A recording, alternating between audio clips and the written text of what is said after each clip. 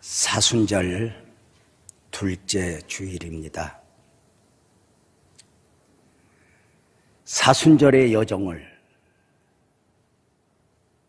보내고 있는 여러분에게 있어 사순절은 어떤 의미이고 있습니까?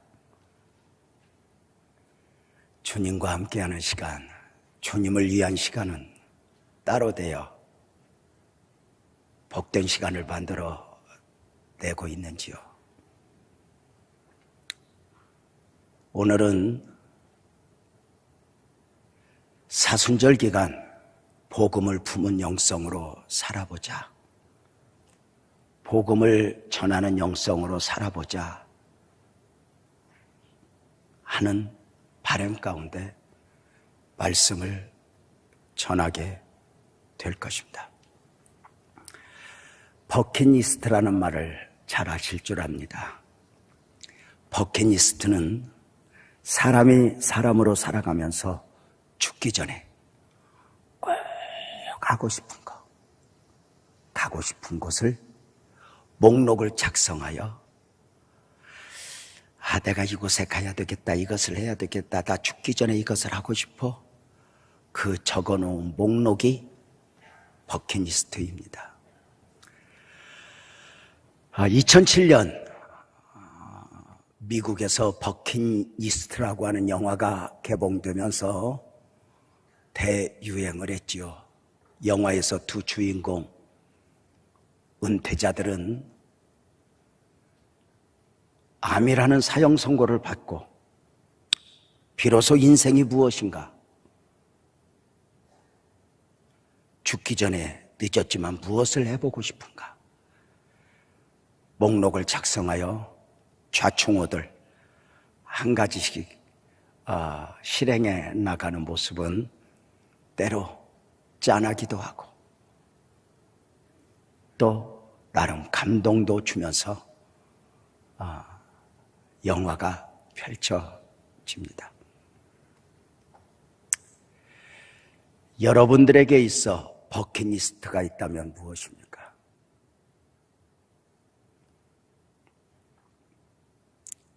버킷리스트가 있다면 그 목록 가운데 가장 상위에 있는 것은 무엇입니까? 혹시 그 버킷리스트의 영적인 부분은, 영원한 것은 몇 프로가 됩니까? 주님을 위한 것, 주님과 함께하는 것 말입니다. 놀랍게도 성경 속으로 들어가 보면 성경의 위대한 하나님의 사람들에게도 각자의 버킷리스트가 있음을 보게 됩니다. 어쩌면 노아에게는 방주의 사명이 버킷리스트였을 것입니다. 120년 동안 미친 사람 소리를 들으며 언젠가는 내가 방주 안에 있을 거야, 방주 안에서의 생명 구원 꿈꾸며 감당했던 방주의 사명. 다니엘에게 버킷리스트는 어쩌면 조국 예루살렘의 회복과 함께 그 예루살렘으로 가서 단 하루라도 살아보는 것, 그것이었을지 모르겠습니다. 다윗에게는 성전 건축이 버킷리스트였습니다. 받은 은혜가 너무 커서 하나님 앞에 꼭 성전을 봉헌하여 드리고 싶은데 하나님이 거절하십니다. 너는 아니야. 다윗은 하나님이 성전을 건축하지 말라 하셨지 헌신하지 말라 하신 것은 아니야 하고 그는 성전 지을 완벽한 준비를 합니다. 이런 말 아시죠? 성전은 솔로몬이 건축했지만 헌신은 다윗이 했다고 말입니다. 하나님의 사람 바울에게 버킷리스트가 있었습니다. 로마입니다. 로마에 가서 복음을 전해야 한다는 것이요, 전하고 싶은 것입니다. 로마에 가서 복음으로 도전해보고 싶은 것입니다. 복음이 주는 능력과 축복을 잘 알기 때문입니다. 복음은 단순한 종교 논리가 아닙니다. 로마서 1장 16절에서 바울은 복음의 능력과 축복에 대해서 이렇게 외쳤습니다. 내가 복음을 부끄러워하지 않아. 이 복음은 모든 믿는 자에게 구원을 주시는 하나님의 능력이거든. 바울에게 있어 복음은 분명했습니다. 진열장에 있는 복음이 아니었습니다. 나의 복음, 내 복음, 내가 깨달은 복음이었습니다. 복음이 무엇인가? 복음의 내용은 간단합니다. 하나님이 사람의 몸을 입고 그 이름 예수로 오셨고, 사람의 몸을 입고 오신 예수가 죄와 사망에 빠진 인생들을 구원하기 위하여 고난받으셨고, 십자가에서 대속의 죽음을 죽으셨고, 죽으신 예수가 3일 만에 부활하셨고, 다시 오실 약속과 더불어 하늘로 승천하신 내용, 승천하셨다. 이것이 복음의 내용입니다. 복음의 내용이 그러하다면 복음의 핵심은 예수 그리스도입니다. 복음이라는 말의 원어는 유앙겔리온으로 좋은 소식, 복된 소식, 기쁜 소식입니다. 복음을 전할 사명 가운데 천사들은 누가복음 2장 10절에서 이렇게 외쳤습니다. 천사가 이르되 무서워하지 말라. 보라, 내가 온 백성에게 미칠 큰 기쁨의 좋은 소식을 너희에게 전하노라 입니다. 여기 온 백성의 온이라고 하는 단어는 오늘의 인류를 말하는 것이 아닙니다.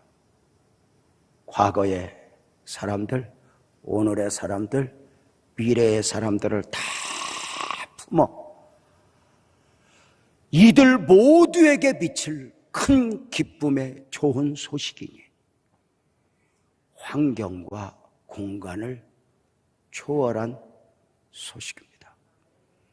이 땅의 모든 소식은 환경과 공간 안에, 시간 안에 영향을 받습니다. 한 나라의 승전보, 좋은 소식이지만 그것은 역시 한 나라의 패전보입니다. 과거에 좋았던 것이 지금도 좋지는 않습니다. 복음의 핵심 예수 그리스도, 큰 기쁨의 좋은 소식이니 사도행전 4장 12절에서 사도는 외쳤습니다. 다른 이로서는 구원을 받을 수 없나니 천하 다른 사람 중에 구원을 받을 만한 다른 이름을 우리에게 주신 일이 없다. 예수의 이름 외에는 구원을 위해 주신 이름이 없다. 명심하셔야 됩니다. 그 자리를 문선명이 탐내도, 박태선이 탐을 내도, 이만희가 탐을 내어도, 안상홍이 탐을 내어도, KMS가 탐을 내어도, 저들이 어떤 모습을 가지고 미혹할지라도 성경은 분명합니다. 그 이름 예수, 다른 이름으로는 구원을 받을 만한 이름을 주신 일이 없어 라고 말입니다. 복음의 내용을 알았다면, 복음의 핵심을 알았다면 이렇게 말합니다. 복음이 주는 축복은 구원이라. 구원입니다. 이 땅을 살아가는 모든 사람들은 구원의 대상입니다.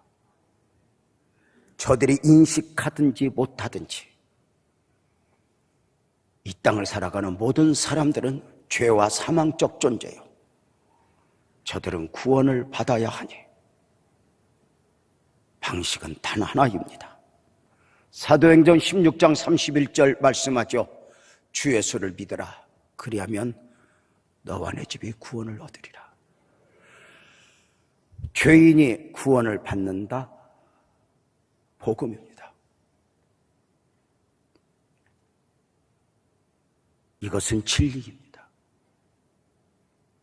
성경은 예수님은 길이요 진리요 생명이라 했습니다.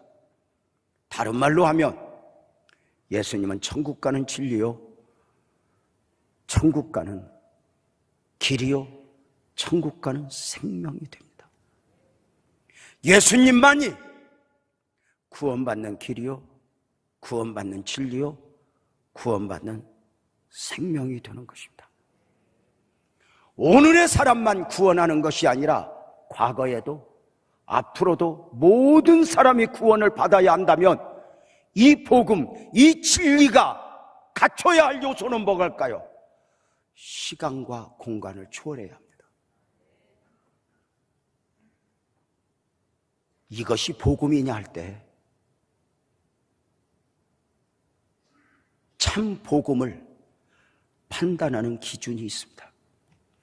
일시적이냐 영속적이냐, 즉흥적이냐 근본적이냐, 부분적이냐 전체적이냐, 상대적이냐 절대적이냐. 이 땅의 모든 소식은, 아니 그가 누구여도 이 땅에 속한 모든 것은 일시적이고 즉흥적이고 부분적이고 상대적입니다. 그러나 예수는 영속적이고 전체적이고 근본적이고 절대적 진리입니다. 시간이 펴도 변하지 않습니다. 세상의 모든 것은 시간 속에 다 변합니다. 그 가치도 변합니다. 10대에 귀하게 여기는 것, 20대에 귀하게 여기는 것, 30대에 귀하게 여기는 것이 다 다릅니다. 그렇다면 여기서 겸손해져야 할 필요가 있습니다. 50대, 60대, 70대를 살아가면서 여러분이 귀하게 여기는 것 또한 언제인가는 이것이 진정한 가치가 아니라는 사실을 인식하게 될 것입니다. 여러분의 버킷리스트에는 무엇이 있습니까? 우리 교회에 부부가 의사인데 이들의 버킷리스트가 하나가 히말리아 등정입니다.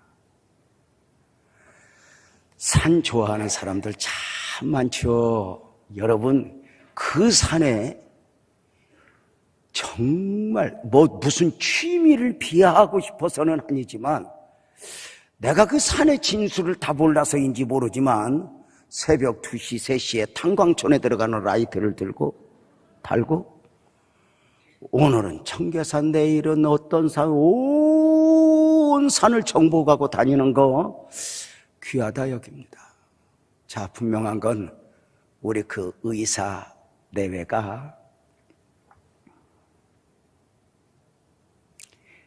대한민국 산을 거의 정복했고 히말리아도 정복을 했는데 지난번에 한번 가서 날씨의 변화 때문에 정복하지 못했던 바 이번에 간 거예요. 목사님, 기도해 주세요. 꼭 정복하고 싶습니다. 정복해라. 바로 기도 시작했습니다. 주여, 히말리아의 실체를 보게 하옵소서. 얼마나 헛된 것인가를 보게 하소서.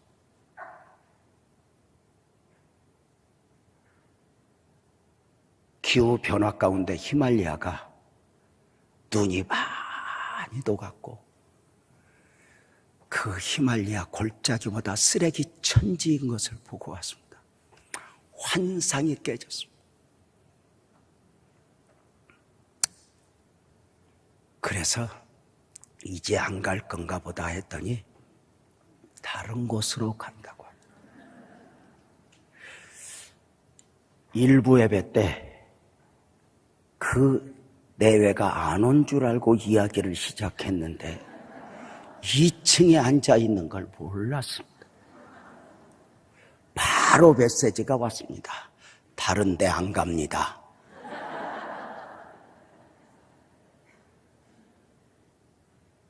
그리고 은혜를 한 번 더 받겠다고 신랑을 보내고 2부 예배 한 번 더 드렸습니다. 다 변합니다. 목숨을 걸 만큼의 가치가 여러분에게는 무엇입니까? 그래도 주님이 주신 본성에 따라 본능에 따라 자식은 그 양육하는 동안 목숨을 걸 만한 요소입니다. 그렇지 않아요? 그래서 어느 정도의 자식을 향한 사랑이 본능적으로 있냐?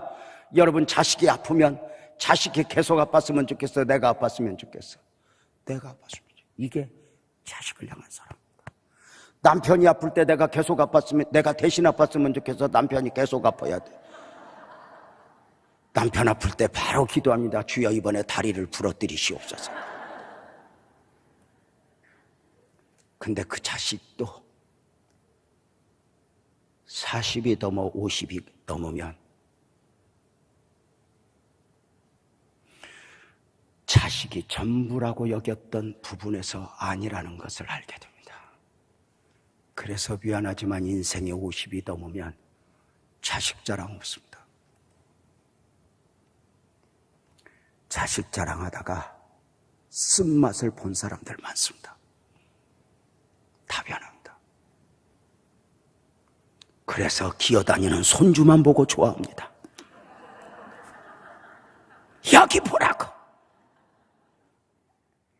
왜냐하면 그 손주 크기 전에 죽을 것을 확신하기 때문에 부담이 없는 겁니다. 다 변합니다.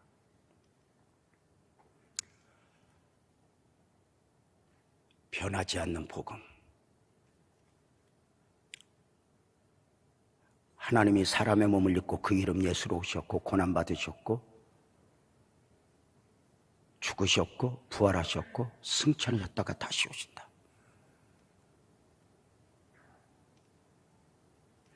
당시 사람들에게 이 복음은 멸시의 대상이었습니다.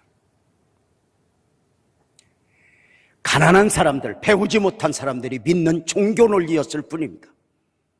그래서 당시 복음은 사람들에게 철저하게 짓밟혔습니다. 문제는 세상의 논리를 가지고 비판하는 저들 앞에서 복음으로 설득할 수가 없는 것입니다. 왜일까요? 기독교 복음은 믿음이 아니면, 은혜가 아니면 이것이 복음 될 수 없기 때문입니다. 성경은 믿기 전에는, 복음으로 깨닫기 전에는 성경은 비논리입니다. 그걸 누가 믿어? 그런데 이 안에서 복음을 깨닫는 순간, 하나님을 만난 순간, 성경은 더 이상 글이 아니라 길이 되고, 정보나 지식이 아니라 진리가 되고, 사상이 아니라 생명이 됩니다. 모두가 복음을 부끄러워할 때 복음을 가지고 힘차게 일어선 사람이 있습니다. 바울입니다. 나는 복음을 부끄러워하지 않아.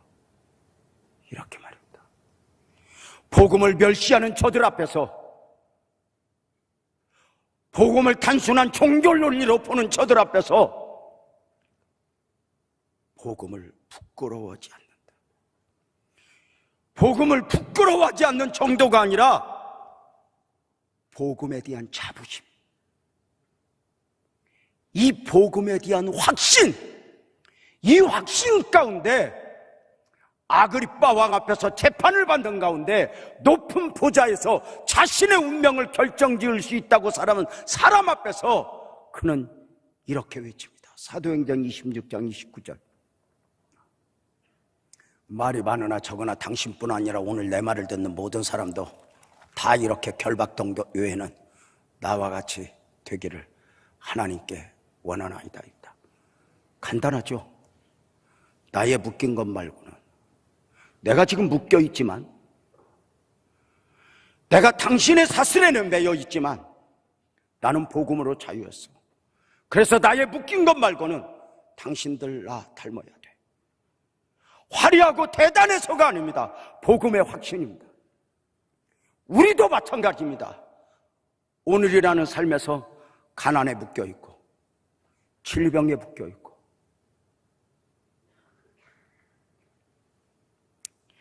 고통에 묶여있지만 이 안에 복음이 너무 선명해서 세상의 시각으로 보면 묶여있어 오늘 죽을지 내일 죽을지 모르는 그 초라한 운명인데 모두가 외면할 때 복음을 부끄러워하지 않는다. 나뿐이 아니라 당신들 모두 복음을 영접해야 한다. 바울이 외친 것입니다. 바울에게 있어 복음은 모든 상황 속에서 최고의 자랑이요 자부심이었으니 당시의 최고의 권력 앞에서도 최고의 학문이었던 헬라의 철학 앞에서도 논리 중에 논리였던 헬라의 문학 앞에서도 신비로운 헬라의 예술 앞에서도 그 거대한 파르테논 신전 앞에서 나는 복음을 부끄러워하지 않는다 외치는 것입니다. 세상은 이해를 못하죠. 복음을 깨달은 바울, 복음을 위하여 이 한마디는 바울의 인생의 전부였습니다.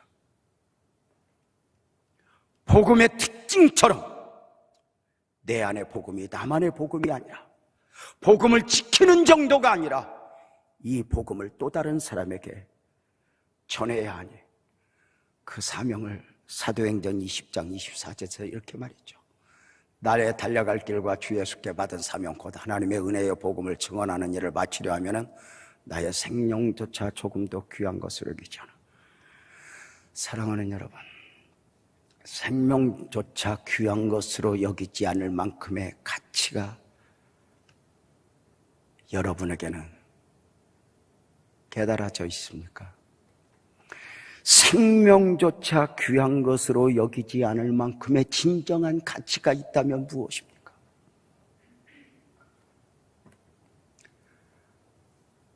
바울에게는 복음이었습니다. 그 복음을 품고 그 복음을 전하고자 하는 삶의 여정은 단순한 여정이 아니었습니다. 그 여정에 대하여 고린도후서 11장 23절부터 보면은 바울이 복음의 여정을 어떻게 걸어왔는가 이렇게 보여줍니다. 그들이 그리스도의 일꾼이냐 정신없는 말을 하거니와 나는 더욱 그러하도다. 내가 수고를 넘치도록 하고 옥에 갇히기도 하고 더 많이 하고 매도 수없이 맞고 여러 번 죽을 뻔하였으니 잘 살기 위해서 대단하기 위해서 겪은 과정이 아닙니다. 복음을 품고 가는 여정 중에입니다. 24절 유대인들에게서 40에 하나 감한매를 5번 맞았고 3번 대장으로 맞았고 1번 돌로 맞고 3번 파산하고 일주일을 깊은 바다에서 지냈으며 여러 번 여행하면서 복음 전도를 하면서 강의 위험, 강도의 위험, 동족의 위험, 이방인의 위험, 신의 위험, 광야의 위험, 바다의 위험, 거짓 형제 중의 위험을 당하고 수없이 배신도 당하고 강도의 위험도 만나고 수고하고 했으며 여러 번 자지 못하고 줄이고 목마르고 여러 번 굶고 춥고 헐벗었노라. 저는 오늘 여러분에게 바울이 걸었던 복음의 여정이 이 정도 고통이었습니다. 소개하고 싶은 게 아니에요. 이 처절함 속에서도 복음을 포기할 수 없는 거예요. 이 처절함 속에서도 복음을 전하지 않고는 견딜 수 없을 만큼의 가치, 이게 있는 거예요. 이 본문을 읽으면서 마치 저에게 이런 질문을 하는 것 같아요. 바울에게. 바울아, 이래도 복음을 포기하지 않을래? 이래도 사명을 포기하지 않을래?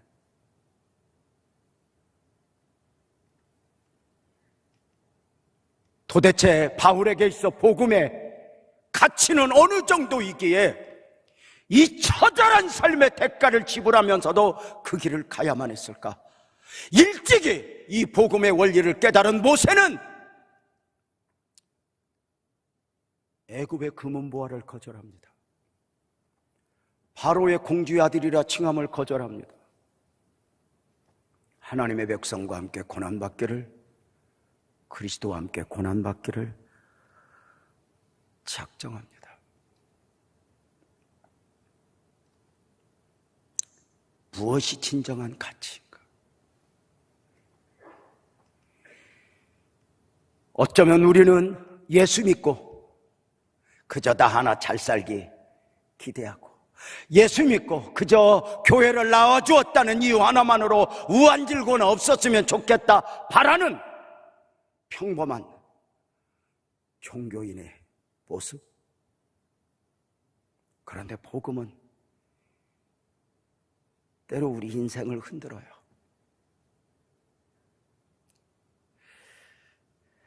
여러분에게 진정한 가치는 무엇입니까?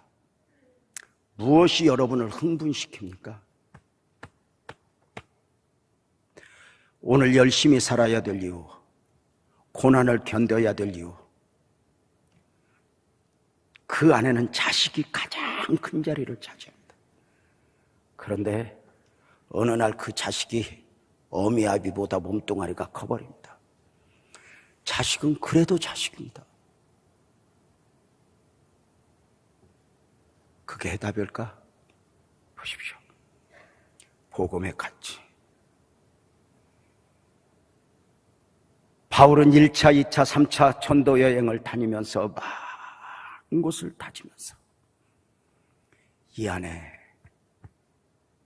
변하지 않고 한쪽에 둥지를 들고 있는 것이 있었으니 바로 로마입니다. 로마. 이 로마가 바울을 흥분시키는 것입니다. 로마서 1장 9절 10절을 보면 내가 그의 아들의 복음 안에서 내 심령으로 섬기는 하나님이 나의 증언이 될 것이며 항상 내 기도에 쉬지 않고 너희를 말하며, 바울이 늘상 기도 가운데 한시도 쉬지 않고 입에 올렸던 것이 로마입니다. 어떻게 하든지 하나님의 뜻 안에서 너희에게 나아갈 좋은 길 걷기를 구하노라. 로마에 가야 돼. 로마에 가야 돼. 1차, 2차, 3차 전도 여행을 가면서, 예루살렘에 가면서, 빌립보에 가면서 언젠가 로마에 가야 되는데, 로마에 가야 되는데, 에베소 교회를 세우고 빌립보 교회를 세우고 고린도 교회를 세우면서도 언젠가는 내가 로마에 가서 복음을 전하고 로마에 가서 교회를 세워야 하는데, 이게 가슴속에 있는 거예요. 변하지 않는 거, 하늘의 별처럼 빛나는 거, 어두우면 어두울수록 빛나는 거. 40에 하나 감한매를 5번 맞고 3번 대장으로 맞아도 내가 가야만 하고 가야만 하는 이유, 그 끝에는 로마가 있었던 거예요. 하늘의 별처럼.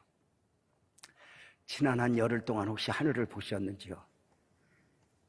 밤에 하늘에 유난히 빛나는 두 별이 조금씩 가까워졌다가 지난 목요일을 끝으로 사라졌습니다. 몇 번이고 보면서 우주의 신비를 되새길 수 있었는데, 목성과 금성이 점점 가까이 연애하듯 다가왔다가 멀어지는 모습이었습니다. 17년 만에 나타나는 현상입니다. 좀 아무리 살기가 힘들어도 하늘을 얘기하면, 목사님 나도 그런 여유는 있어, 좀 그런 표정이어야지. 표정 자체가 하늘이고 나발이고 내 코가 석자요 그러면 되겠어. 좀 가난해도 운치가 좀 있어야 되는 거예요. 내가 다시 해볼게. 안 해. 있다가 사라지는 별이 아니라 로마, 내가 가야 돼. 이것이 사라지지 않는 이유가 바울의 개인적 야망이 아니에요. 어느 날 하나님으로부터 받은 거예요. 하나님으로부터. 사도행전 23장 11절에 보면은 바울이 그날 밤에 주께서 바울 곁에 서서 이르시되, 바울이 감옥에서 꽁꽁 묶인 가운데 날이 새면 죽을지 그 다음 날 죽을지 한 치 앞도 내다볼 수 없는데 주님이 말씀하십니다. 바울아, 너 예루살렘 오지 말라니까 너 왔지 복음 전하겠다고. 예루살렘에서 복음을 전한 것처럼 너도 로마에서 복음을 전할 거야. 그 소명을 안았어요. 로마는 거룩한 부담이었어요. 어쩌면 바울에게 있어 로마는 살아야 될 이유 전부였죠. 저는 바울의 마음을 100% 이해는 못하지만 부분적으로 이해는 해요. 지난 34년 빛나교회를 개척하면서 여기까지 선교 오면서 빛나교회와 유재명은 분리된 적이 없어요. 살아야 되는 이유, 일어나야 되는 이유 다 교회 안에 있었어요.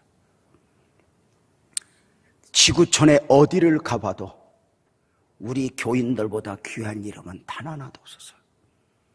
저는 특징 중에 하나가 지난주에 부흥회 간 교회도 이름을 잃어버립니다. 목사님 이름도 모릅니다. 우리 교인 이름은 안 잃어버립니다. 제 가슴에 있습니다. 교회가 나이고 나가 교회였습니다.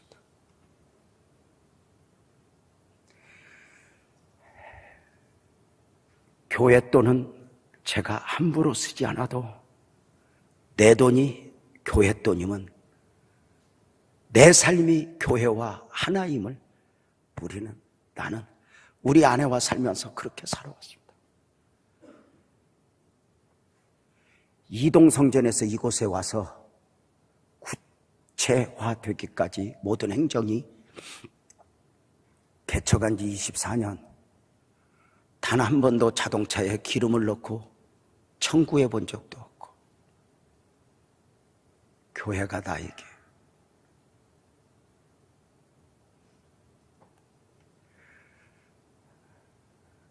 그 나인 교회가 하나님의 뜻과 섭리 가운데 이제 분리를 해야 하는 겁니다.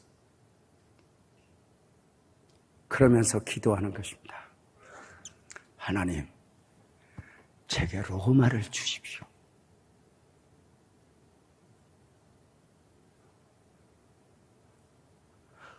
또 살아야 할 이유를 주십시오.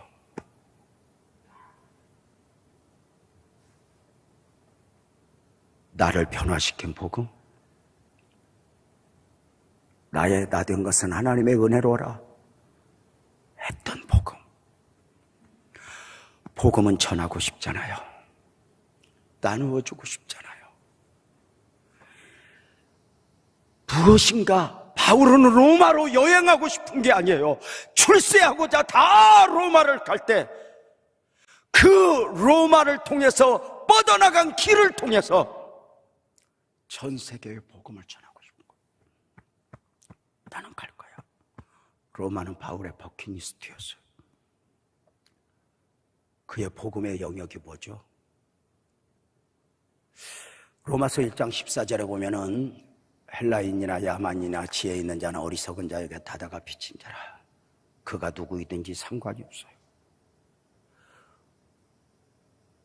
왜일까요? 복음은 이 땅을 살아가는 모든 사람들에게 절대 필요이기 때문에 그래요. 그런데요, 이 복음 전하는 것이 왜 그렇게 힘든 줄 아세요? 왜 그렇게 힘든지 아세요? 저들이 필요하다고 느끼는 것을 주는 것이 아니라 필요 없다고 하는 것을 안겨주는 것이기에 이게 힘든 거예요.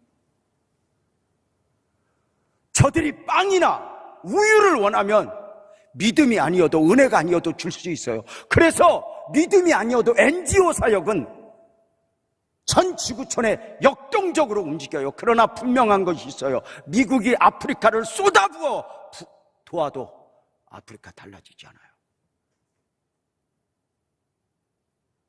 그 어떤 나라도 마찬가지예요. 빵은 먹지만 우유는 먹지만 근본적으로 달라지지 않아요. 무엇이 달라지게 할까요? 여러분, 복음은 절대 필요해요. 근데 왜 복음을 전하기가 힘드냐? 첫째는 저들이 필요 없다고 여기는 것이냐. 우리가 복음을 전하면 저 사람들은 뭐라 그래요? 종교는 자유야. 좀 놓아주어 우리를. 그 뭐 믿든 하나 믿으면 되지. 마음 편하고자 하는 건데 우리를 놓아두어.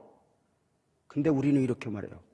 내가 믿고 보니 깨닫고 보니 당신을 그냥 둘 수 없어. 씨름을 하는 거예요. 더 문제는 복음을 전하는 게 왜 힘드냐면은 좀 복음을 믿고 우리가 좀 역동적으로 삶이 좀 왕성해져서 예수를 믿어야 될 이유를 믿음이 아니어도 좀 제시해주면 얼마나 좋을까. 우리가 뭐 잘 나가는 바람에 뭐 예를 들면 자식 잘 키우고 잘 나가서 너 예수 믿어. 그렇게 해서 교회 나오게는 할 수는 있지만 사장이 종업원 교회 나오게 할 수는 있지만 그런다고 복음이 되는 게 아닙니다. 원리입니다. 왜 복음 전하는 게 힘들어요? 이건 쉽잖아요. 너 교회 다녀. 왜 내가 교회 다니냐? 너 그저 우리 집 빌딩 산 거 보면 몰라 뭐 이런 거. 내가 왜 교회 나가야 돼? 예수 믿어봐. 야, 너 우리 집에 엊그제 석유 나왔어. 뭐 이런 거. 근데 어떤 모습으로 전해야 돼요? 묶인 모습으로. 나의 묶인 것 말고는 당신들 다 닮아야 돼. 가난에 묶이고 질병에 묶이고 부족감에 묶인 가운데 우리는 세상을 향하여 도전하는 거예요. 나의 묶인 것 말고는 당신들 나 닮아야 돼. 이렇게. 이걸 세상이 이해를 해? 못해.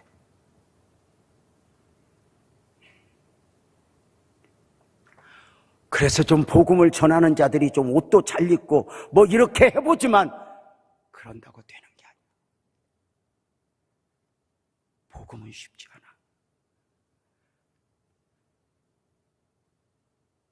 그래도 우리는 전해. 그 복음을 언젠가는 깨닫게 될 것을 알거든. 복음에 대하여 분명한 건 어떻게 알아? 여러분아, 복음은 깨닫고 영접하는 게 아니잖아요. 진리이기 때문에 믿음이 아니면 안 되는 거예요. 예수를 믿어야 될 이유를 언제 알아요? 믿고 나서 알아요. 내가 죄인이었다는 사실을 언제 알아요? 용서받으니 알아요. 내가 사망적 존재였다는 걸 언제 알아요? 생명을 얻은 뒤에. 내가 어두운 가운데 있었다는 걸 언제 알아요? 빛 가운데 와서 저들에게 전하는 거예요. 저들이 멸시하는 복음을 가지고 전하는 거예요. 저들이 복음을 부끄럽게 여기고 멸시하는 저들 앞에서 복음의 자부심을 가지고 생활이 받침이 되는 것도 아니에요.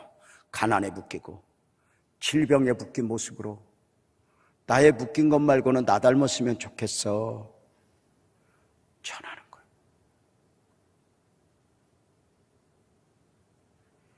이것을 깨달으면 달라지잖아요. 우리 교회에 그 인생이 바뀐 분들 참 많죠. 눈물이죠. 복음을 가지고 덤죠. 복음을 품었습니까? 세 번째로 복음이 요구하는 영성이 있어요. 복음이 요구하는 영성은 무엇일까? 로마서 1장 14절 15절을 다시 한번 읽어보면 이런 단어가 나와요. 헬라인이나 야만이나 지혜 있는 자나 어리석은 자에게 내가 다 빚졌다. 그래서 로마에 있는 너희에게도 내가 복음 전해야 돼. 그 수없는 처절한 여정 가운데도 복음을 포기할 수 없으면 왜일까요? 내가 복음의 빚진 자인 거예요.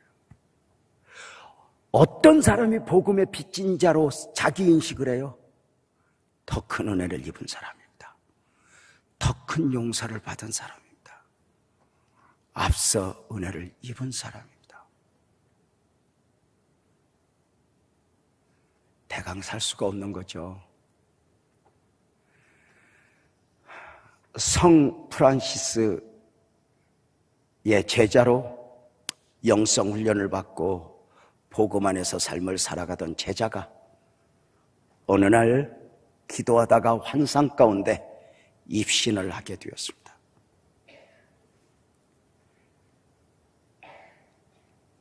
천국을 이곳저곳 방문을 하는 과정 중에 가장 아름다운 언덕에 가장 아름다운 의자가 하나, 빈 의자가 있어 마치 누군가를 위한 의자인 것 같아 이 제자는 천사에게 묻습니다. 천사님, 저 의자가 무엇인데 나를 보여주세요. 그랬더니 천사가 이렇게 말합니다. 너희 선생, 너희 스승 샌프란시스가 앉을 자리야.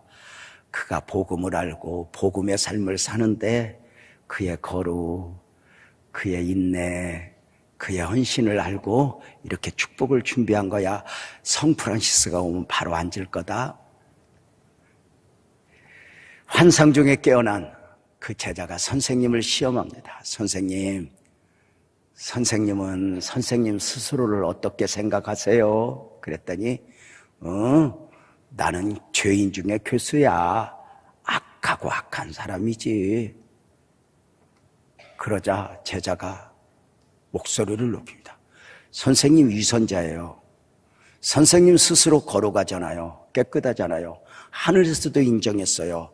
그런데 선생님은 왜 선생님 스스로를 악하다 하세요? 그때 그지.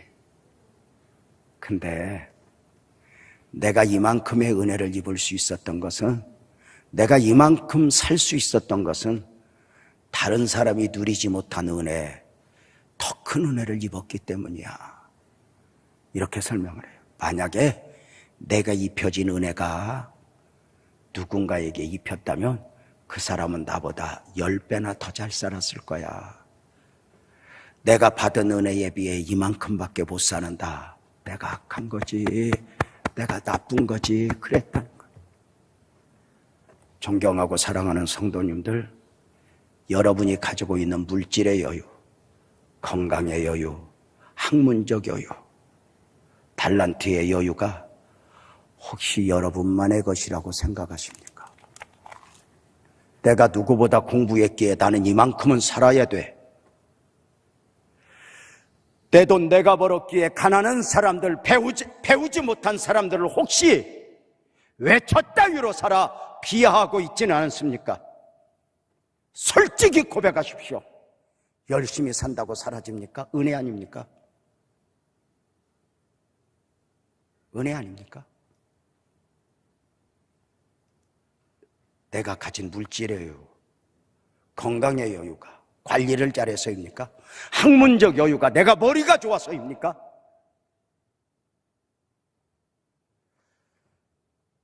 그 은혜를 다른 사람에게 입혔더라면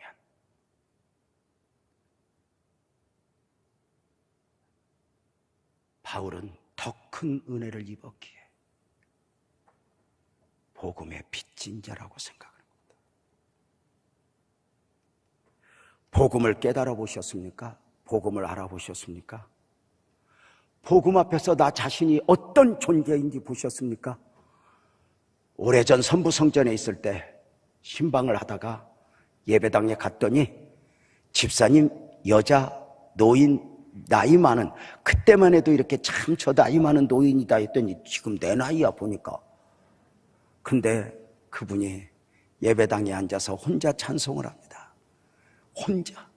나 같은 죄인의 용서함 받아서 주 앞에 옳다 모둠을 확실히 믿기는 이 찬송을 하는데, 이 찬송을, 한 찬송을 가지고 30분, 1시간, 2시간째 눈물로 부르고 있는, 그것도 3절 하나만.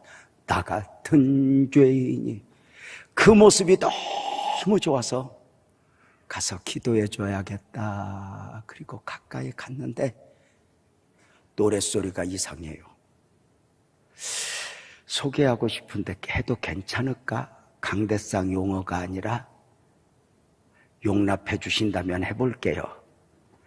별로 하고 싶지는 않지만 그래도 해볼게요. 이렇게 노래한다. 나 같은 쌍년이 용서함 받아서 주 앞에 옳다. 웃을 수 있는데 그 모습이 너무 진지해서 머리에 손을 올리지 못하고 멀찍이서 축복해서 내가 누구인가를 본 거예요. 더 큰 은혜를 입은 거예요. 우리 교회야말로 더 큰 은혜를 입은 것 아니에요? 우리 교회가 여기까지 온 것은 유재명 목사가 똑똑하고 누군가가 똑똑해서 헌신해서 운영을 잘해서입니까? 아니요. 우리 교회는 우리 교회만의 교회가 아닙니다. 우리 교회 공동체 안에는 많은 시골교회 목사들의 눈물이 담겨 있습니다. 그 구석구석 시골교회에서 키워 도시교회에 보내줬고, 우리 교회 공동체 안에는 서울의 다른 도시의 목사님들의 눈물이 담겨 있습니다. 여러분 이사와서 우리 교회 와주셨잖아. 교회 성장은 자랑이 아닙니다. 빚입니다. 나중에 천국 가면 너는 너네 교회 얼마나 키우다 왔니? 너는 얼마나 건물 키우다 왔니? 이게 아닙니다. 내가 너에게 남보다 큰 돈, 많은 사람, 많은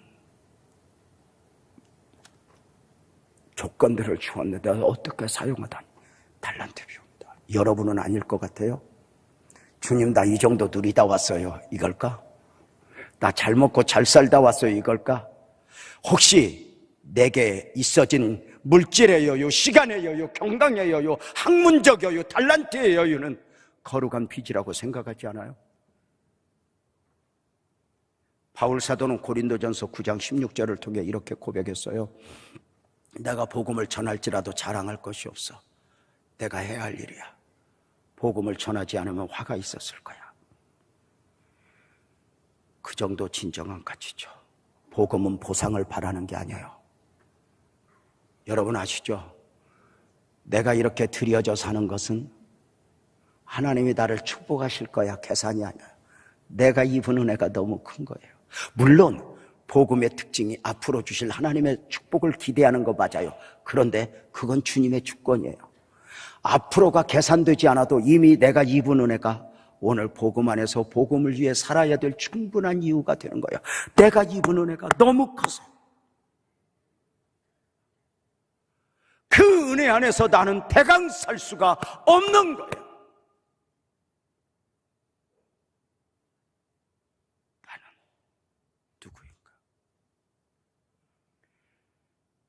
분명한 것은 바울이 복음을 들고 이렇게 가둬도 그 어디도 환영하지 않아요.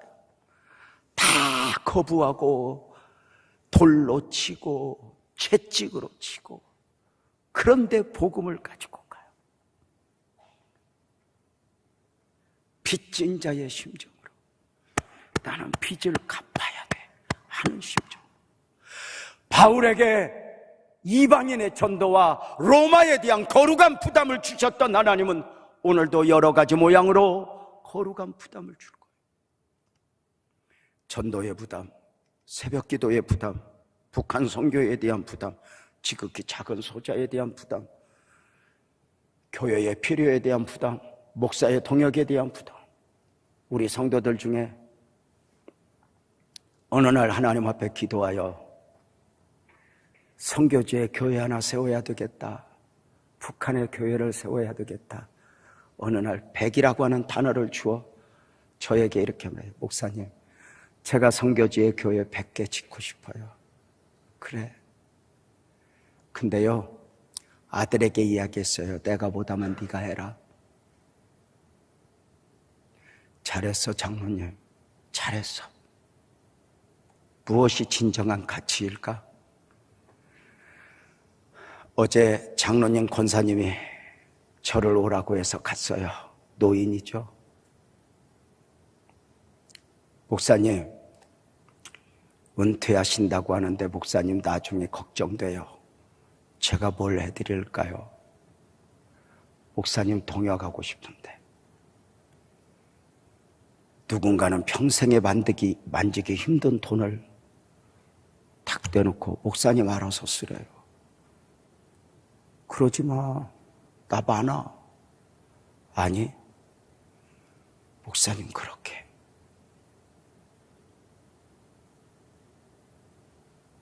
평생에 지금까지 그렇게 살아왔는데 여전히 그런 거죠. 바울의 버킷리스트는 로마였어요.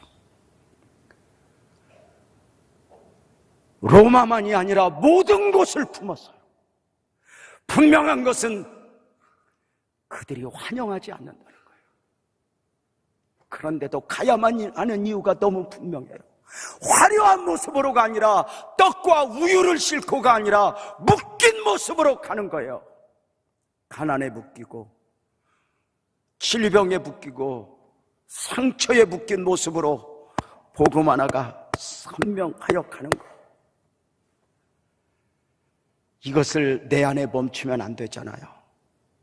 지난 한 주간 우리 교회 최성곤 집사님이 하늘나라 가셨어요. 오래전에 암병이 찾아왔고 이 암병과 처절한 싸움을 싸우는 중에 아들을 두고 아내를 두고 하늘나라 가셨어요.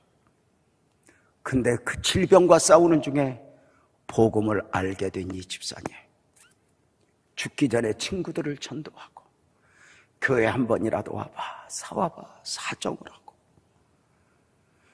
어느 날 마지막이 가까웠다 느꼈는지 지난주에 하늘나라 가시기 전날 내가 암에 걸렸지만 누군가 이 은혜를 갚아야 돼 해가지고는 중보기도 헌신자가 되어서 늘 중보기도실에 가서 기도했잖아요. 자기는 암병에 걸려 죽어가면서도 이 사람 살려주세요 이렇게 기도하다가 마지막으로 느꼈는지 믿지 않는 어머니를 모시고 병간호하기 위해 온 어머니, 염려되어 온 늙은 어머니를 모시고 중보기도실에 가서 함께 예배드리고 눈물로 기도하는 중에 자기 안에 있는 복음을 평생에 거부하던 그 어미에게 옮겨줘요. 어미가 복음을 영접한 것을 보고 하늘나라 가셔서 목요일 장례 치르고 금요 철야 기도했대.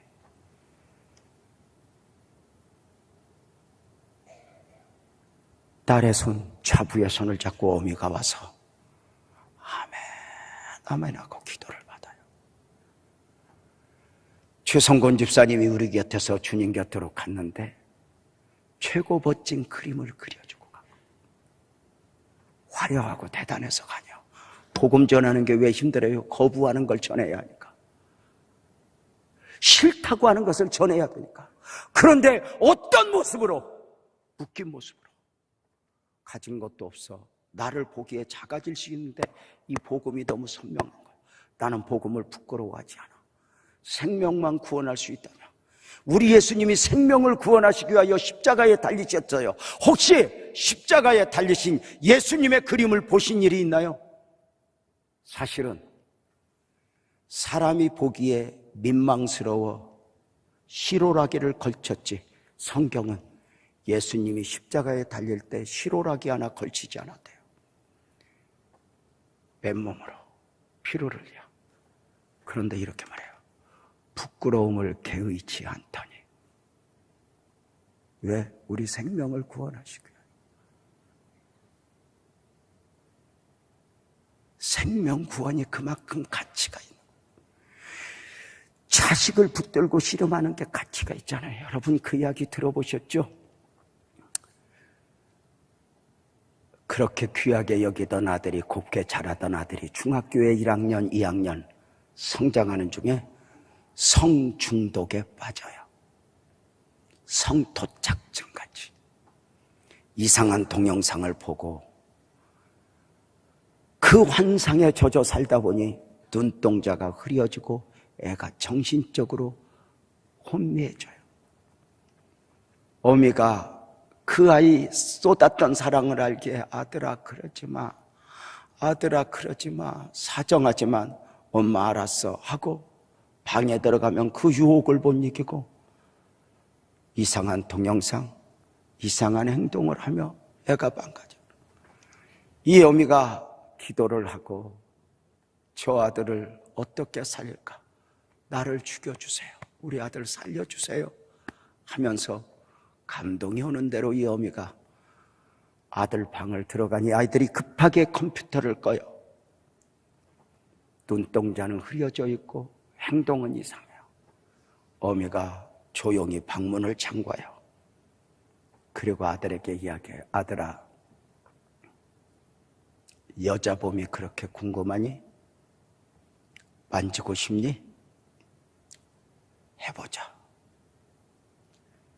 그리고 그 중학교 2학년, 3학년 아들 앞에서 어미가 옷을 다 벗어요. 엄마 그러지 마. 엄마 왜 그래? 아들, 여자 몸이 궁금하면 엄마 봐라. 만지고 싶거든 엄마 만져라. 엄마 그러지 마. 엄마 그러지 마. 내가 안 그럴게. 아들아 괜찮아. 아들 앞에서 다 벗고 아들과 씨름하는 중에 아들은 충격을 받고 엄마야 내가 이겨볼게. 그리고 아들이 제자리로 돌아와요. 생명 하나가 그냥 십자가에 달린 부끄러움을 개의치 아니하신 주님이 우리에게 생명을 주시고 오늘도 우리는 부끄러운 모습으로 내가 스스로 봐도 별것 없는데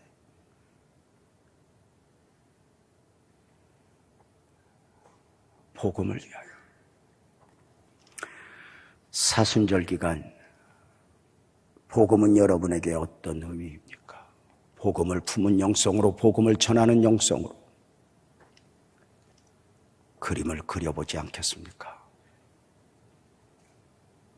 여전히 부끄럽고 부족하지만 내가 받은 은혜가 너무 크고 그 복음이 선명하기에 우리 모두 일어나서 찬송합시다.